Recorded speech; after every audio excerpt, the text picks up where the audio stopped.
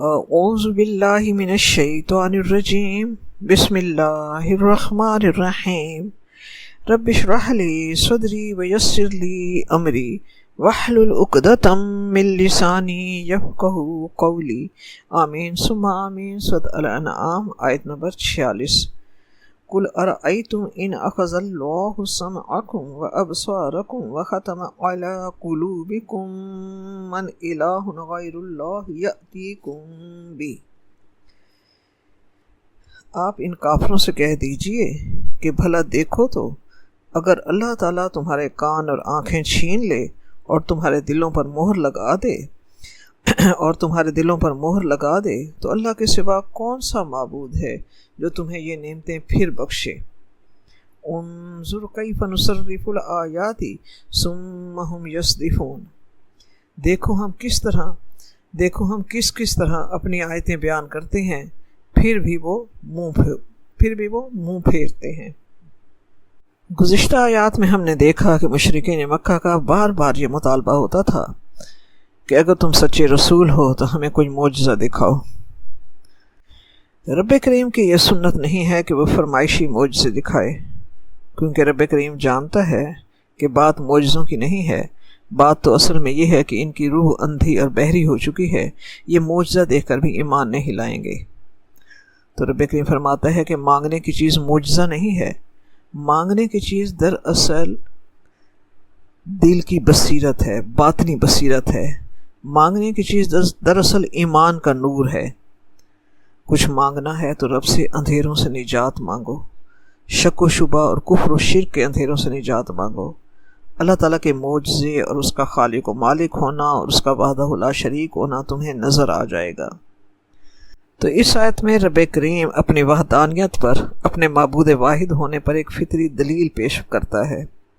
رب کریم فرماتا ہے کہ سوچو، وہی واحد ذات خالق ہے، وہ مالک ہے، وہی ساری مخلوق کو پیدا کرنے والی ہے اور وہی انسان کو سب کچھ دینے والی ہے۔ وہ وحدہ لا شریک ہے جس نے تمہیں کان، آنکھ اور دل جیسی نعمتیں دی ہیں۔ انسان جو اپنے ہوش و حواس کی درستگی اور عقل کی رسائی پر ناز کرتا ہے، تو اگر اللہ تعالیٰ کسی کے ہوش و حواس اور عقل زائل کر دے اور کانوں سے قوت سماعت، آنکھوں سے بینائی اور دل سے سوچنے سمجھنے کی قوت کو دور کر دے، تو کیا کوئی اور ایسا معبود ہے جو تم کو یہ چیزیں لا دے؟ سوچو، کیا کوئی اور ایسا معبود ہے جو تم کو یہ چیزیں لا دے؟ مطلب یہ ہے کہ مستحق عبادت وہ ذات باری تعالیٰ ہے جو انسان کو ایسی نعمتیں دینے اور چھیننے اور پھر دوبارہ دینے پر قادر ہے۔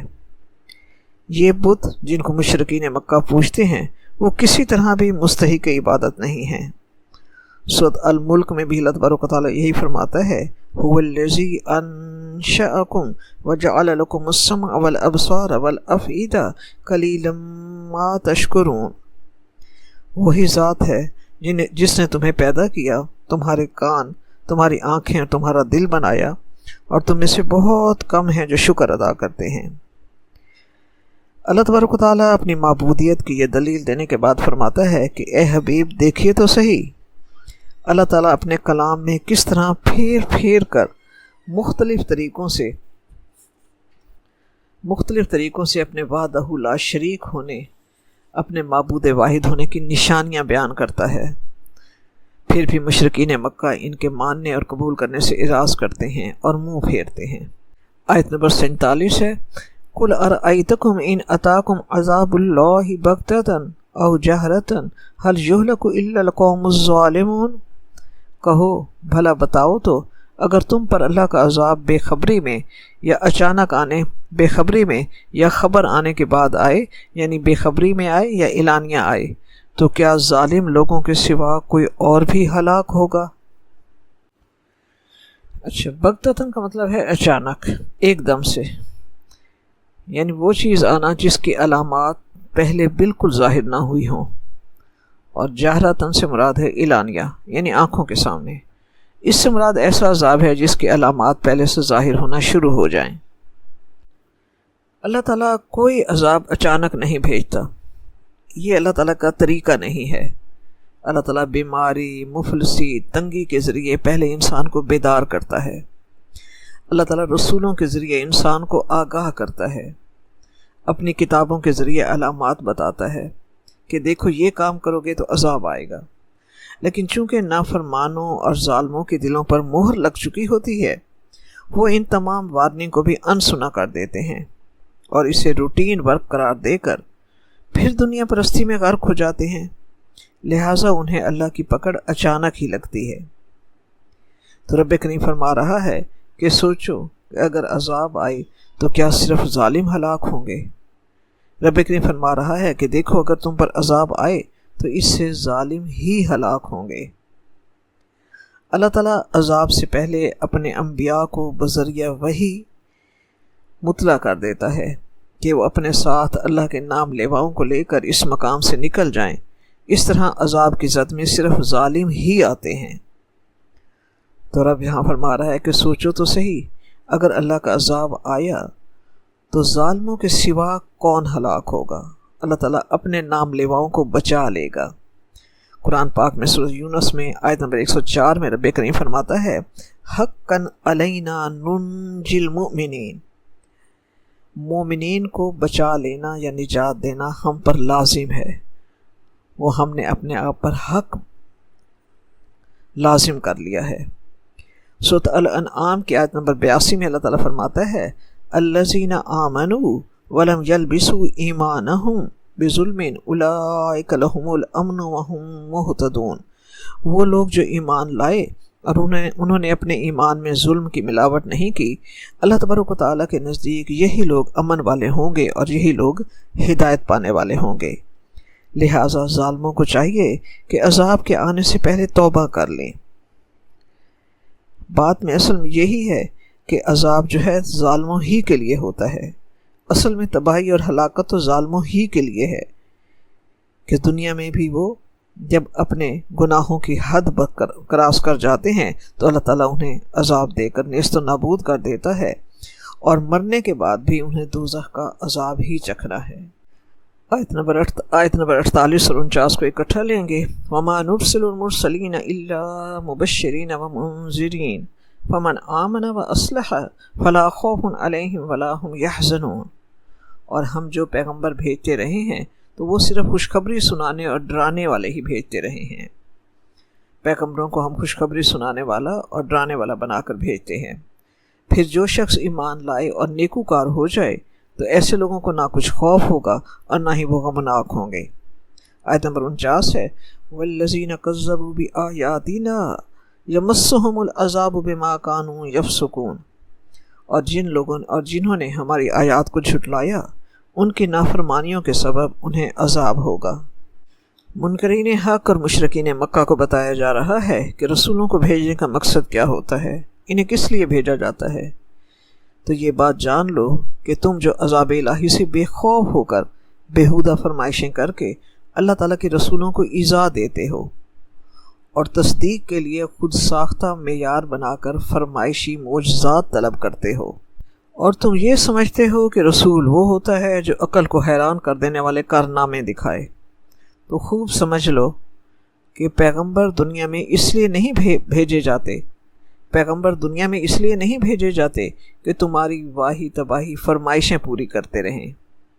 رب کریم یہاں فرما رہا ہے کہ انبیاء اور رسل کی 2 ذمہ داریاں ہوتی ہیں، انہیں 2 ذمہ داریاں سونپ کر دنیا میں بھیجا گیا ہوتا ہے، بشیرا و نذیرا، خوشخبریاں سنانے والے اور اللہ تعالیٰ کا ڈر سنانے والے، نیک اعمال کے اجر کی صورت میں جنت کی خوشخبریاں دینے والے، رب کی رضا کی خوشخبریاں دینے والے، اور نافرمانیوں کا نتیجہ بتانے والے کہ نافرمانیوں کی صورت میں جہنم کا ڈراوا سنانے والے۔ تو ان کی غرض تبشیر و انذار ہے، خوشخبری دینے والے اور ڈر سنانے والے۔ رسول اور انبیاء اللہ کی طرف سے اس لیے بھیجے جاتے ہیں کہ فرما برداروں کو بشارت سنائیں اور نافرمانوں کو ان کے انجام بد سے ڈرائیں۔ اسی میں رب کریم آگے فرماتا ہے فمن آمن واصلح فلا خوف علیہم ولا هم یحزنون، آگے ہر شخص کی اپنے ہاتھ کی کمائی ہے۔ جس نے انبیاء کی باتوں پر یقین کیا اور اپنے اعتقاد اور عمل کی اصلاح کی، یعنی عملاً اصلاح کی طرف وہ آگے بڑھے اور اللہ تعالیٰ کی نافرمانیوں کے راستے سے بچتے ہوئے اللہ تعالیٰ کے احکام کی بجاوری کو اپنی زندگی کا مقصد بنایا، اس کو آخرت میں حقیقی امن نصیب ہوگا۔ اللہ تعالیٰ کے رسول اللہ تعالیٰ کی طرف سے لوگوں کو یہی پیغام پہنچانے آتے ہیں، اور پیغام یہی ہے کہ دنیا کی زندگی میں وہی کام کرنے چاہیے جس کے کرنے کی اللہ تعالیٰ نے اجازت دی ہے اور حکم دیا ہے۔ یہی وہ طریقہ اور راستہ ہے جس سے آخرت کی فلاح اور کامیابی مل سکتی ہے۔ انہیں نہ دنیا میں کوئی خوف ہوگا اور نہ غم، اور نہ آخرت کے دن کوئی خوف ہوگا کوئی غم۔ اللہ تعالیٰ انہیں خوف اور غم سے بچا لیں گے۔ والذین کذبوا بآیاتنا یمسہم العذاب بما کانوا یفسقون، اور جنہوں نے جھٹلایا ہماری آیات کو انہیں عذاب چھوئے گا اس لیے کہ وہ نافرمانی کرتے تھے۔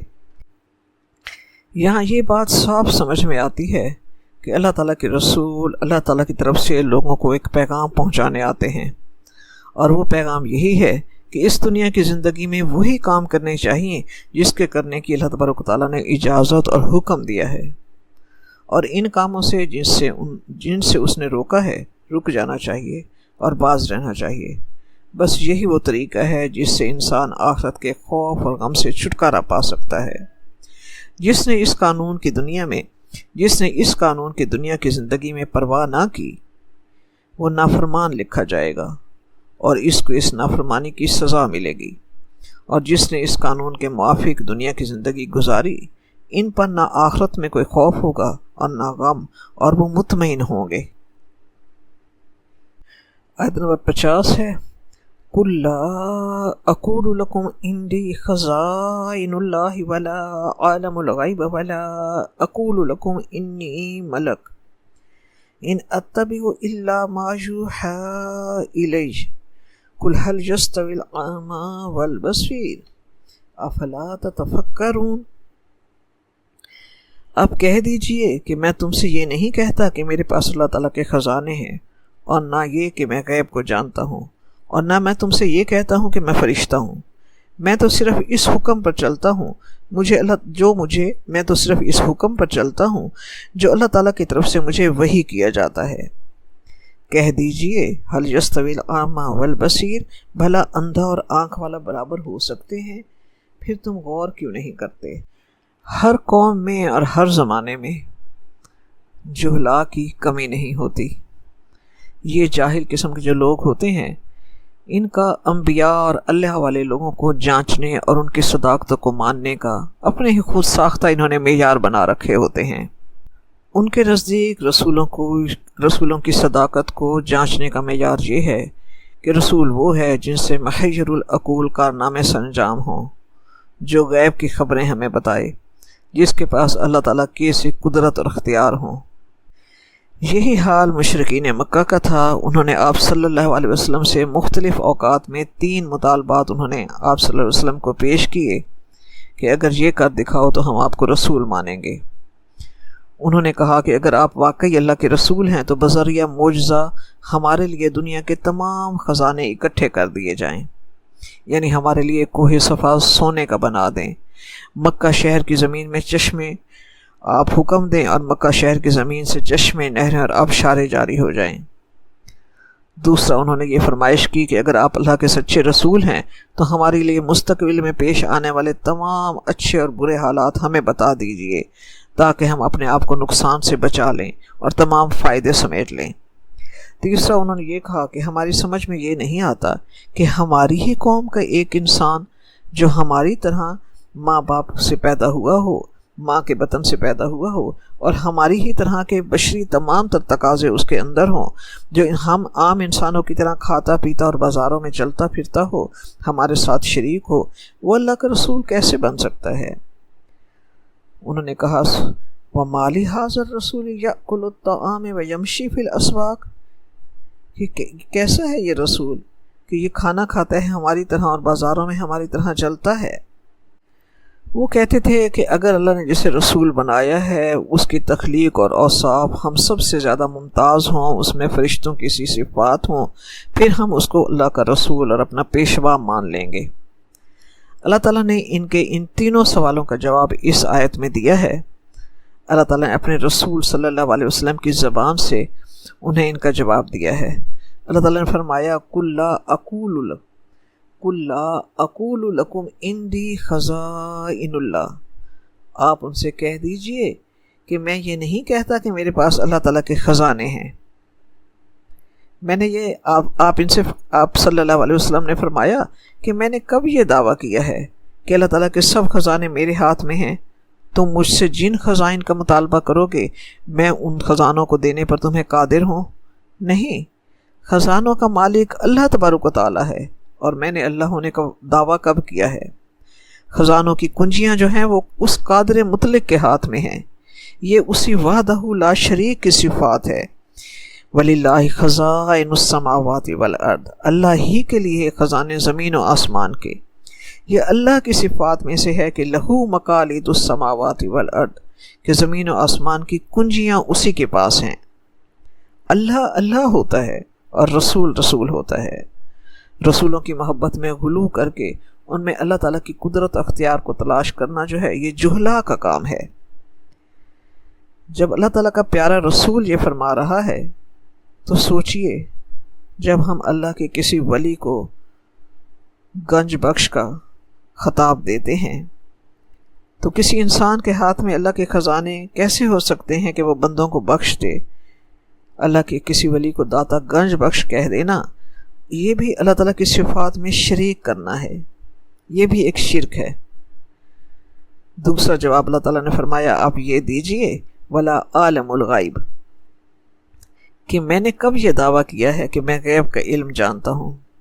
تم یہ کہتے ہو کہ میں تمہیں مستقبل کے تمام پیش آنے والے مفید اور مضر معاملات سے آگاہ کروں، تو میں نے یہ کب دعویٰ کیا ہے کہ میں غیب کا علم جانتا ہوں؟ عالم الغیب اللہ تبارک و تعالیٰ ہے۔ ہاں، وہ اپنے انبیاء اور رسل کو جتنا چاہتا ہے غیب کا علم عطا کرتا ہے۔ انبیاء اور رسل کے پاس جو غیب کا علم ہوتا ہے وہ اللہ تعالیٰ کا عطائی علم ہوتا ہے۔ کلی غیب کا علم صرف اللہ تبارک و تعالیٰ کے پاس ہے، وہ جتنا چاہتا ہے اپنے انبیاء اور رسل کو غیب کا علم عطا کرتا ہے، تو غیب کے علم کا مالک صرف اللہ تبارک و تعالیٰ ہے۔ سورۃ الاعراف میں آیت نمبر 188 میں اللہ تبارک و تعالیٰ نے یہی بات فرمائی ہے کہ قُل لَا أَمْلِكُ لِنَفْسِي نَفْعًا وَلَا ضَرًّا إِلَّا مَا شَاءَ اللَّهُ وَلَوْ كُنْتُ أَعْلَمُ الْغَيْبَ لَاسْتَكْثَرْتُ مِنَ الْخَيْرِ وَمَا مَسَّنِيَ السُّوءُ۔ اے نبی آپ ان سے فرما دیجئے کہ میں تو اپنی ذات کے لیے بھی کسی نفع اور نقصان کا مالک نہیں ہوں مگر جو میرا اللہ چاہے۔ اگر میں جانتا ہوتا غیب کا علم تو میں اپنے لیے بہت سی خیر اکٹھی کر لیتا اور مجھے کبھی کوئی تکلیف نہ چھوئی ہوتی، لیکن ہم دیکھتے ہیں کہ انبیاء اور رسل پر آزمائشیں بھی آئیں، تکالیف بھی آئیں، بیماری بھی آئی، جو اللہ نے جو چاہا وہ ہوا۔ عالم الغیب صرف اللہ تبارک و تعالیٰ ہے۔ جب وہ چاہتا ہے تو حضرت یوسف علیہ السلام کا کرتا مصر سے قافلہ لے کر روانہ ہوتا ہے تو اللہ تبارک و تعالیٰ یعقوب علیہ السلام کو اس سے آگاہ فرما دیتا ہے، اور یعقوب علیہ السلام اپنے بیٹوں سے فرماتے ہیں کہ میں یوسف کی خوشبو پاتا ہوں، چاہے تم مجھے سٹھیا ہوا سمجھ لو۔ اور جب وہ مالک اپنی حکمت کی بنا پر نہیں چاہتا تو یوسف علیہ السلام گھر سے صرف 2 کوس کے فاصلے پر کنویں میں تھے، لیکن حضرت یعقوب علیہ السلام کو خبر اللہ تعالیٰ نے نہ دی تو انہیں خبر نہ ہوئی، وہ ان کی جدائی میں روتے رہے۔ وہ عالم الغیب ہے، جب چاہے اپنے حبیب کو غیب کی خبر سے مطلع کر دے، اور جب چاہے واقع افق جو ہے اور جب چاہے نہ خبر دے۔ واقع افق میں آپ صلی اللہ علیہ وسلم مہینہ بھر پریشان رہے۔ اللہ تعالیٰ نے حضرت عائشہ کی پاک دامنی کی آیات جب نازل فرمائیں تو اللہ تعالیٰ آپ صلی اللہ علیہ وسلم کو اس چیز سے اطمینان نصیب ہوا۔ تیسرا اللہ تبارک تعالیٰ فرماتا ہے کہ ان سے کہہ دیجئے کہ میں نے کب یہ دعویٰ کیا ہے کہ انی ملک، کہ میں فرشتہ ہوں، کہ تم مجھ میں فرشتوں کی مخصوص صفات دیکھنا چاہتے ہو۔ اللہ تعالیٰ انسانوں ہی میں سے جسے چاہتا ہے رسالت کے لیے چن لیتا ہے، اور یہ اللہ تبارک تعالیٰ کا احسان ہے بنی نوع انسان پر کہ وہ رسولوں میں سے، کہ وہ انسانوں ہی میں سے انہی میں سے رسول بنا کر بھیجتا ہے۔ رسول من انفسکم، تو یہ اللہ تعالیٰ کا احسان ہے کہ اس طرح رسول اور انبیاء کی ہدایت سے لوگ زیادہ مستفید ہوتے ہیں، ان میں اپنائیت کا ایک پہلو ہوتا ہے۔ اللہ تعالیٰ فرماتا ہے اپنے پیارے حبیب سے کہ فرما دیجئے قل سبحان ربی حل کنت الا بشر رسولا، آپ فرما دیجئے کہ پاک ہے میرا رب، میں نہیں مگر صرف ایک بشر جسے اللہ تعالیٰ نے رسالت کے عہدے پر فائز کیا ہے۔ تو رب کریم فرماتا ہے کہ انہیں کہو کہ مجھ سے دلیل مانگتے ہو تو اس چیز کی مانگو جس کا میں نے دعویٰ کیا ہے۔ میں نے تو یہ کہا ہے میں اللہ کا رسول ہوں، اس کی بھیجی ہوئی ہدایات انسانوں کو پہنچاتا ہوں، اور میں انہی ہدایات پر عمل کرتا ہوں جو وحی کے ذریعے مجھے دی جاتی ہیں۔ اور دعوی رسالت کے لیے ضروری نہیں ہے کہ رسول اللہ کے خزانوں کے مالک ہوں یا غیب کا کلی علم رکھتے ہوں یا انسانی صفات سے مبرہ کوئی فرشتہ صفت ہوں۔ رسول کا منصب تو صرف اتنا ہے، ان اتبع الا ما یوحی الی، کہ جو وحی کی جاتی ہے میں اس کی پیروی کروں۔ رسول کا مقصد یہی ہے کہ جو وحی کی جاتی ہے اللہ کا وہ پیغام لوگوں تک پہنچا دیں۔ تو ان آیات کا مقصد منصب رسالت کی حقیقت کو واضح کرنا ہے، اور رسولوں کے بارے میں عام انسانوں میں جو غلط تصورات پائے جاتے ہیں اس کا ازالہ کرنا ہے، تاکہ نہ تو کوئی نصارہ کی طرح رسول کو خدا کا مرتبہ دے دے، اور نہ یہود کی طرح اللہ کے انبیاء اور رسل کا انکار کرتے ہوئے ان کے قتل کے درپے ہو جائیں، بلکہ افراط و تفرید سے پاک رسالت کے منصب کو صحیح پہچاننا جو ہے وہ اس آیت کا مقصد ہے کہ بعد از خدا بزرگ توئی قصہ مختصر، کہ اللہ تبارک و تعالیٰ کے بعد عظیم ترین اور بزرگ ترین اور افضل ترین ہستی رسول پاک صلی اللہ علیہ وآلہ وسلم کی ہے۔ رب کریم آگے فرماتا ہے قل هل يستوي الأعمى والبصير، آپ ان سے کہہ دیجئے کہ کیا اندھا اور بینا برابر ہو سکتے ہیں؟ تو یہاں رب کریم فرماتا ہے کہ کمالات علمی میں بھی یہی ہے کہ اللہ تعالیٰ کے بعد تمام فرشتوں اور انبیاء اور رسل سے آپ کا علم بڑھا ہوا ہے، مگر وہ اللہ تعالیٰ کے برابر نہیں ہے۔ اللہ کا رسول تمام انسانوں سے افضل ہوتا ہے، اور یہی چیز آپ سے کہی گئی ہے کہ آپ انہیں کہہ دیجئے کہ میں اللہ کا رسول ہوں، اللہ کی بھیجی ہوئی وحی کی پیروی کرتا ہوں، جس سے مجھے یقینی علم حاصل ہوتا ہے، اور بعض اوقات اللہ تعالیٰ جب چاہتا ہے تو غیب کے پردے مجھ پر عیاں کر دیتا ہے، مجھے غیب کے علم سے مطلع کر دیتا ہے، پھر میں اس وحی کے مطابق اللہ تعالیٰ کے احکام کی پیروی کرتا ہوں۔ ان انا الا بشر مثلکم یوحی الی، کہ میں تمہاری طرح ایک انسان ہوں۔ ہاں یہ فضیلت ہے کہ مجھے رسول بنایا گیا اور میری طرف اللہ تعالیٰ وحی کرتا ہے۔ تو جس طرح اندھا اور بینا برابر نہیں ہو سکتے، اسی طرح ضد اور عناد کے جذبات چھوڑ کر حقیقت کی طرف آؤ، تاکہ تمہارا شمار اندھوں میں نہ رہے۔ اللہ تعالیٰ کی وحدانیت کو پہچانو، اللہ تعالیٰ کے بھیجے ہوئے رسولوں کی فضیلت کو سمجھو، تاکہ تمہارا شمار بینا لوگوں میں ہو سکے۔ سوچو اندھا اور بینا برابر نہیں ہوتے۔ وہ جہلا جو اللہ تعالیٰ کے رسولوں کو جانچنے کا اپنا معیار رکھتے ہیں وہ اندھے ہیں، اور جو اللہ تعالیٰ کے رسولوں کو رسول مانتے ہیں وہ بینا ہیں۔ آیت نمبر 51 ہے وَأَنذِرْ بِهِ الَّذِينَ يَخَافُونَ أَن يُحْشَرُوا إِلَىٰ رَبِّهِمْ لَيْسَ لَهُم مِّن دُونِهِ وَلِيٌّ وَلَا شَفِيعٌ لَعَلَّهُمْ يَتَّقُونَ، اور جو لوگ خوف رکھتے ہیں کہ وہ اپنے پروردگار کے روبرو حاضر کیے جائیں گے، اور وہ جانتے ہیں کہ اس کے سوا نہ تو کوئی ان کا دوست ہوگا اور نہ سفارش کرنے والا، ان کو اس قرآن پاک کے ذریعے سے نصیحت کیجیے تاکہ وہ پرہیزگار بنے۔ گزشتہ آیات میں رسولوں کے مقام، ان کے فرائض اور ان کی فضائل کو، ان کی فضیلت کو واضح کیا گیا، اور صحیح طور پر بتایا گیا کہ رسولوں کو کیا ذمہ داری دے کر بھیجا جاتا ہے۔ تو ان کے بعد رب کریم فرماتا ہے اس آیت میں کہ اگر تمام واضح آیات کے باوجود اگر یہ لوگ اپنی ضد سے باز نہ آئیں تو آپ ان سے بحث و مباحثہ کو موقوف کر دیجئے، اور جو اصلی کام ہے آپ صلی اللہ علیہ وسلم کا اور تمام رسولوں کا جو اصلی کام ہوتا ہے تبلیغ کا، اس میں آپ مصروف ہو جائیے، اور تبلیغ و انذار کا رخ ان کی طرف پھیر دیجئے جو اللہ تبارک و تعالیٰ کے سامنے پیشی اور حساب کتاب کا پختہ یقین اور ڈر رکھتے ہیں۔ رسولوں کے مخاطب تین طرح کے لوگ ہوتے ہیں۔ ایک وہ جو اللہ کا خوف رکھتے ہیں، صحیح پہچان رکھتے ہیں اور انہیں ڈر ہوتا ہے کہ کہیں کوئی اللہ تعالیٰ کی ناراضگی کا کام ان سے نہ ہو جائے۔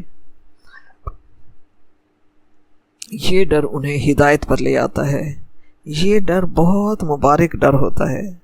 اللہ تعالیٰ نے قرآن پاک میں فرمایا انما یخشی اللہ من عبادہ العلماء، کہ علم والے ہی اللہ سے ڈرتے ہیں۔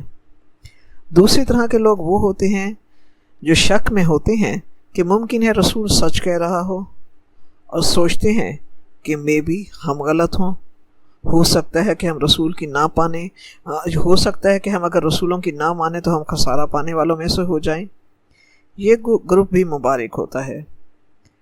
مگر تیسرا گروہ جو ہوتا ہے یہ پکا کٹر منکر اور بے خوف لوگوں کا ہوتا ہے۔ ان کے دل اللہ کے خوف سے خالی ہوتے ہیں۔ یہ انتہائی خود پسند لوگ کہ جو یہ جانتے ہیں، جو یہ سمجھتے ہیں کہ ہم ٹھیک ہیں، کہ ہم سے کوئی مسٹیک ہو یہ آؤٹ آف کویسچن ہے۔ ایسے بے خوف اور منکر دل بنجر زمین کی طرح ہوتے ہیں۔ ان کے اندر حق کا بیج کبھی جڑ نہیں پکڑ سکتا، کیونکہ خوف الہی اور اپنی غلطیوں کا احساس ہی دل کی زمین کو نرم کرتا ہے۔ دل کا تقویٰ دل کی زمین کو ہدایت کے پھل لگنے کے لیے زرخیز بنا دیتا ہے۔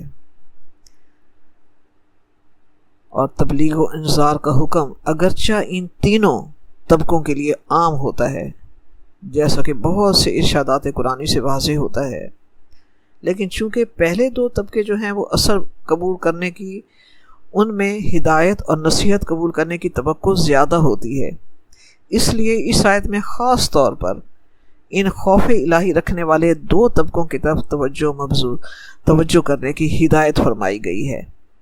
رب کریم فرماتا ہے فَذَكِّرْ بِالْقُرْآنِ مَن يَخَافُ وَعِيدٍ، جو اللہ کا ڈر رکھتا ہے اسے اس قرآن پاک کے ذریعے نصیحت کیجیے۔ اور اللہ تعالیٰ فرماتا ہے انما یخشی اللہ من عبادہ العلماء، علم رکھنے والے ہی اللہ تعالیٰ کا ڈر رکھتے ہیں۔ تو اپنی تمام تر توجہ، اپنی محنت، اپنا وقت ان لوگوں پر صرف کیجیے۔ اگرچہ تبلیغ عام تمام لوگوں کے لیے ہے، لیکن جو قیامت کا ڈر رکھتا ہے، اللہ تعالیٰ کے آگے کھڑا ہونے کا خوف رکھتا ہے، ان کی طرف اپنی خاص توجہ مبذول کیجیے۔ آیت نمبر 52 ہے وَلَا تَطْرُدِ الَّذِينَ يَدْعُونَ رَبَّهُمْ بِالْغَدَاةِ وَالْعَشِيِّ يُرِيدُونَ وَجْهَهُ، جو لوگ صبح اور شام اپنے پروردگار سے دعا کرتے ہیں ان کی اور اس کی ذات کے طالب ہیں، ان کو اپنے پاس سے مت ہٹائیے، انہیں اپنے پاس سے دور مت کیجیے۔ ما علیک من حسابہم من شیء وما من حسابک علیہم من شیء فتطردہم فتکون من الظالمین، ان کے حساب یعنی ان کے اعمال کی جواب دہی آپ پر کچھ بھی نہیں ہے، اور نہ آپ کے حساب کی جواب دہی کچھ ان پر ہے۔ اگر آپ انہیں دور کریں گے تو آپ کا شمار ظالموں میں ہو جائے گا۔ اس آیت کی شان نزول میں مختلف واقعات بیان کیے جاتے ہیں۔ ان میں سے صحیح مسلم میں یہ روایت ہے کہ سعد بن ابی وقاص رضی اللہ عنہ فرماتے ہیں کہ ہم 6 آدمی آپ صلی اللہ علیہ وسلم کے پاس بیٹھے تھے۔ یہ 6 آدمی جو تھے سعد بن ابی وقاص، عبداللہ بن مسعود رضی اللہ، سعد بن ابی وقاص رضی اللہ عنہ، عبداللہ بن مسعود رضی اللہ عنہ، صہیب رومی رضی اللہ عنہ، عمار بن یاسر رضی اللہ عنہ، مقداد بن اسود رضی اللہ عنہ، اور بلال بن رباح رضی اللہ عنہ۔ مشرکین نے آپ صلی اللہ علیہ وسلم سے کہا کہ ان لوگوں کو اپنے مجلس سے نکال دیجئے تاکہ یہ ہم پر جرأت نہ کریں۔ آپ کے دل میں جو اللہ نے چاہا خیال آیا، آپ سوچ ہی رہے تھے کہ اللہ تبارک و تعالیٰ نے یہ آیت نازل فرمائی۔ تفسیر ابن کثیر میں امام ابن جریر کی روایت کے مطابق اس کی شان نزول میں یہ واقعہ نقل کیا گیا ہے کہ کفار قریش کے چند سردار عتبہ اور شیبہ وغیرہ آپ صلی اللہ علیہ وسلم کے چچا ابو طالب کے پاس آئے اور کہا کہ آپ کے بھتیجے محمد کی بات سننے اور ماننے سے ہمارے لیے ایک رکاوٹ یہ بھی ہے کہ ان کے ارد گرد ہر وقت وہ لوگ ہوتے ہیں جو یا تو غلام تھے کہ ہم نے انہیں آزاد کیا، یا وہ لوگ ہیں جو ہمارے ہی رحم و کرم پر زندگی گزارتے رہے ہیں۔ ان حقیر و ذلیل لوگوں کے ہوتے ہوئے ہم ان کی مجلس میں شریک نہیں ہو سکتے۔ آپ ان سے کہہ دیں کہ ہمارے آنے کے وقت وہ ان لوگوں کو مجلس سے ہٹا دیا کریں، پھر ہم ان کی بات سنیں گے اور غور کریں گے۔ ابو طالب نے آپ صلی اللہ علیہ وسلم کو ان کی یہ بات پہنچائی تو حضرت عمر فاروق رضی اللہ عنہ نے یہ رائے دی کہ اس میں حرج ہی کیا ہے، آپ کچھ دنوں کے لیے ایسا کر دیکھیے، کیونکہ چاہتے تھے کہ آپ صلی اللہ علیہ وسلم بھی اور تمام مومنین بھی چاہتے تھے کہ دین اسلام مکہ کے تمام لوگوں میں پھیل جائے۔ تو وہی حرص کہ اسلام کی طرف لوگ جوک در جوک آئیں، اس چاہت اور خواہش میں حضرت عمر فاروق رضی اللہ عنہ نے بھی یہی کہا کہ ایسا کر دیکھیے، اس میں کیا حرج ہے، کچھ دنوں کے لیے ایسا کر لیجئے۔ یہ لوگ جو جن کا وہ کہتے ہیں کہ انہیں ہٹائیں، یہ تو اپنے بے تکلف محبین ہیں، ان لوگوں کے آنے کے وقت انہیں مجلس سے ہٹا دیا کریں تو وہ محسوس نہیں کریں گے۔ مگر اللہ تبارک و تعالیٰ نے یہ آیت اس موقع پر نازل کی اور آپ صلی اللہ علیہ وسلم کو ایسا کرنے سے منع فرمایا، اور اس آیت کے نزول کے بعد حضرت عمر فاروق رضی اللہ عنہ نے معذرت کی کہ میری رائے غلط تھی۔ معارف القرآن صفحہ 334۔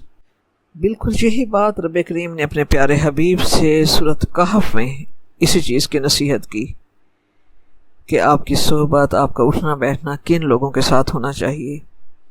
اللہ تعالیٰ نے اپنے پیارے حبیب کو نصیحت کی، وَاصْبِرْ نَفْسَكَ مَعَ الَّذِينَ يَدْعُونَ رَبَّهُمْ بِالْغَدَاةِ وَالْعَشِيِّ يُرِيدُونَ وَجْهَهُ وَلَا تَعْدُ عَيْنَاكَ عَنْهُمْ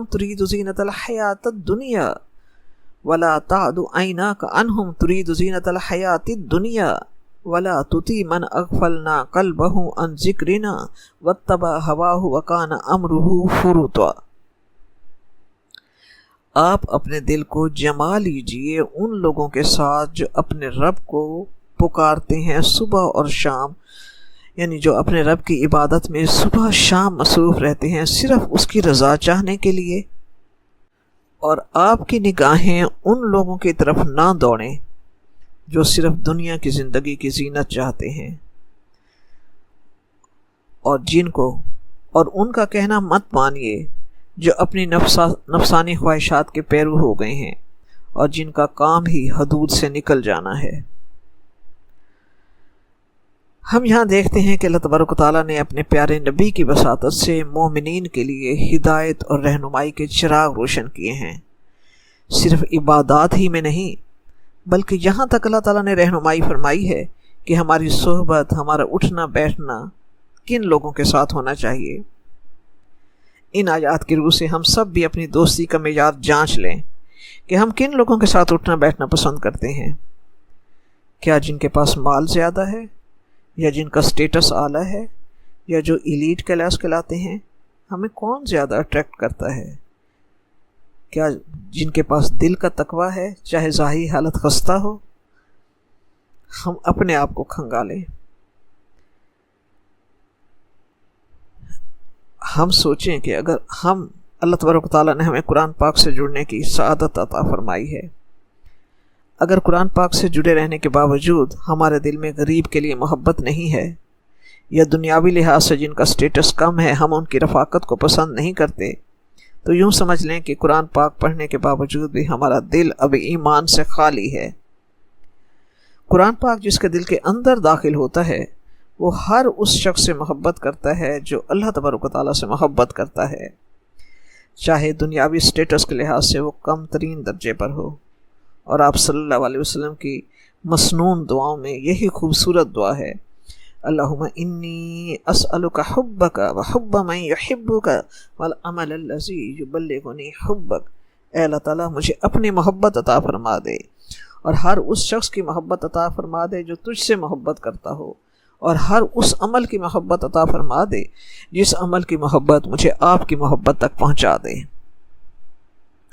رؤسائے مشرکین جو تھے، مشرکین کے یہ جو سردار تھے، یہ غریب مسلمانوں کو مجلس سے ہٹانے کی فرمائش کر رہے تھے کہ ہم تب آپ کی بات سنیں گے کہ جب یہ لوگ آپ کی محفل میں نہ ہوں۔ تو اللہ تعالیٰ فرماتا ہے خواہ یہ لوگ ایمان لائیں یا نہ لائیں، آپ بمقابلہ غربا مسلمین کے ان کی پرواہ مت کیجئے، ان رؤسائے مکہ، ان مشرکین مکہ کے سرداروں کی پرواہ مت کیجئے، کیونکہ ان کے حساب کی ذمہ داری آپ پر نہیں ہے۔ اگر یہ ذمہ داری آپ پر ہوتی، یعنی ان کے اسلام نہ لانے کا آپ سے اگر مواخذہ ہوتا، تو اس صورت میں آپ ان رؤسائے مکہ کی بات کو مانتے۔ جب ایسا نہیں ہے تو آپ ان سچے مسلمین جو ان رؤسائے مکہ کی نظر میں غریب غربا ہیں، انہیں اپنی مجلس سے قطعاً نہ ہٹائیے۔ اگر آپ ایسا کریں گے تو آپ کا شمار بے انصاف لوگوں میں ہوگا۔ ان آیات کی وسعتوں سے تمام مبلغین حق کے لیے رہنمائی موجود ہے کہ اسلام کی دعوت کے لیے اعلیٰ سٹیٹس رؤسا اور ایلیٹ کلاس کی بیساکھیوں کی ضرورت اسلام کو نہیں ہے۔ دنیا پرست انسان کو اپنی دنیاوی محفلیں سجانے کے لیے ان بیساکھیوں کی ضرورت پڑتی ہے کہ ہمارے مخاطبین امیر ترین اور معاشرتی طور پر اعلیٰ ترین طبقے میں سے ہوں، اس لیے کہ انہیں دنیاوی سہارے چاہیے ہوتے ہیں، مگر اسلام کو ان بیساکھیوں کی ضرورت نہیں ہے۔ قرآن پاک اور اسلام کو قطعاً اس بات کی ضرورت نہیں ہے کہ وہ اپنے اعلیٰ سمجھے جانے کے لیے اعلیٰ طبقے کو مخاطب کرے، کیونکہ اعلیٰ اور گھٹیا ہونے کا معیار ہی قرآن پاک ہے۔ قرآن پاک کا تو معاملہ ہی یہی ہے کہ جو قرآن پاک کو زندگی بنا لے وہ اعلیٰ ہے۔ قرآن پاک ہی وہ کسوٹی ہے جو کسی کو اعلیٰ بناتا ہے اور کسی کو کمتر۔ جو قرآن پاک سے نہیں جڑتا، اللہ کے نزدیک وہ کچھ بھی نہیں ہے۔ تو پیسے والا ہونا، نخوت و غرور والا ہونا اعلیٰ ہونا نہیں ہوتا۔ اعلیٰ ہونا کیا ہوتا ہے؟ رب کریم فرماتا ہے ان اکرمکم عند اللہ اتقاکم، کہ سب سے زیادہ تکریم والا اور عزت والا اللہ تعالیٰ کے نزدیک وہ ہے جو تقوی والا ہے۔ قرآن پاک تو خود بیج آف آنر ہے، قرآن پاک تو خود بیج آف آنر ہے۔ تو جو بھی دنیا اور آخرت میں سربلند ہونا چاہے وہ آ جائے، اسلام کے دامن زینت میں اپنے آپ کو سپرد کر دے، جو چاہے آئے اور اس سے زندگی سجا لے۔ مشرکین مکہ کا ذہن صرف اتنا ہے، ان کی سوچ صرف یہیں تک ہے۔ وہ کہتے ہیں کہ یہ تعلیم قرآن کی کیسی تعلیم ہے کہ ہر طبقہ کے اور ہر لیول کے لوگ ان کی محفل میں آ جاتے ہیں۔ اگر محمد اپنے آپ کو اللہ کا رسول کہتے ہیں تو اللہ تو کائنات کا بادشاہ ہے، اور محمد اگر اس کے نمائندے بن کر آئے ہیں جو بادشاہوں کا بادشاہ ہے، تو ان کے گرد یہ غریب غربا جمع نہ ہوتے۔ یہ بلال بن رباح غلام ہے، یہ خباب بن ارت لوہار ہے، تو اس کا مطلب ہے کہ یہ دین گھٹیا لوگوں کا دین ہے، جس کے گرد غلام، لوہار اور پٹے ہوئے لوگ ہیں۔ بس یہاں تک ہے سوچ ان مشرکین مکہ کی۔ اللہ تعالیٰ اپنے پیارے حبیب سے فرما رہا ہے وَلَا تَطْرُدِ الَّذِينَ، انہیں اپنے آپ سے دور مت کیجیے۔ اسلام ایلیٹ کلم نہیں ہے، اسلام دنیاوی سٹیٹس کانشیس نہیں ہے، اسلام کے اندر داخلہ محدود نہیں ہے۔ یہ نہیں ہو سکتا کہ جہاں قرآن پاک پڑھایا جا رہا ہو وہاں بورڈ لگا ہوا ہو کہ داخلہ محدود ہے۔ نہیں، اللہ تعالیٰ کو ان دنیاوی معیارات کی پرواہ نہیں ہے۔ اللہ تعالیٰ تو دل دیکھتا ہے، اللہ تعالیٰ تو اخلاص دیکھتا ہے، اللہ تعالیٰ محبت ایمانی دیکھتا ہے، اللہ تعالیٰ جذبہ ایمانی دیکھتا ہے، اللہ تعالیٰ حق کے متلاشی کی تڑپ کو دیکھتا ہے۔ اللہ تعالیٰ کو گورے رنگوں اور رؤوسا ہونے کے بیج کی کوئی ضرورت نہیں ہے۔ دنیا والے جیب دیکھتے ہیں، مگر اللہ کی نظر میں اس کی کوئی اہمیت نہیں ہے۔ صحیح حدیث میں ہے کہ آپ صلی اللہ علیہ وسلم نے فرمایا کہ اللہ تبارک و تعالیٰ تمہاری صورتوں اور رنگوں کو نہیں دیکھتا، بلکہ وہ تمہاری نیتوں اور اعمال کو دیکھتا ہے۔ تو اگر کسی کے بھی دل میں اللہ تعالیٰ کو راضی کرنے کی تڑپ ہے، اللہ کے رسول کے اتباع کا جنون ہے، دل میں نرمی ہے، اللہ تعالیٰ سے ملاقات کی تیاری میں کوشاں ہے، تو بس وہ جان جائے کہ وہ اللہ کو بہت اچھا لگتا ہے، اللہ کے لیے وہ انمول ہیرا ہے، چاہے دنیا کی نظر میں وہ خستہ حال ہی میں کیوں نہ ہو، مگر جب اس کے دل میں کلمہ لا الہ الا اللہ ہے، اللہ کو راضی کرنے کی تڑپ ہے، اللہ کے رسول کے اتباع کا جنون ہے، دل میں نرمی ہے، اللہ سے ملاقات کی تیاری میں کوشاں ہے، تو اللہ کے نزدیک وہ انمول ہیرا ہے۔ اللہم اجعلنا منہم، ربنا تقبل منا انک انت السمیع العلیم وتب علینا انک انت التواب الرحیم، آمین ثم آمین۔